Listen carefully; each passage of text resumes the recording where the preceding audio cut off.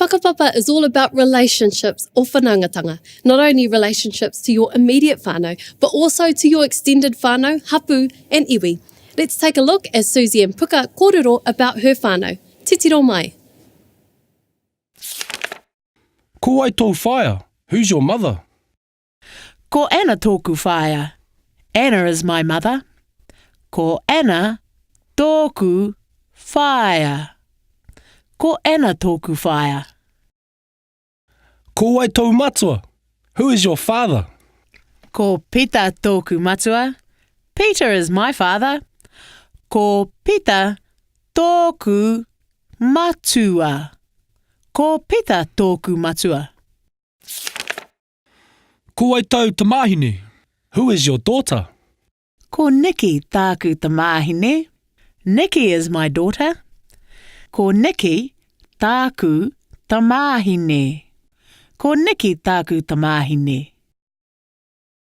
Ko ai tau whaia kēke. Who is your auntie?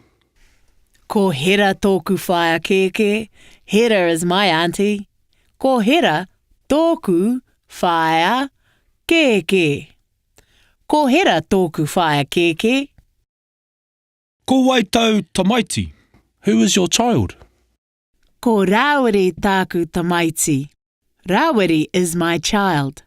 Ko Rawiri tāku tamaiti. Ko Rawiri tāku tamaiti.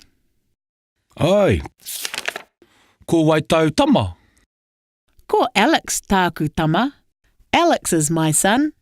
Ko Alex tāku tama. Ko Alex tāku tama. Oh. Ko ai tau tūngane. Ko Thomas tāku tūngane. Thomas is my brother.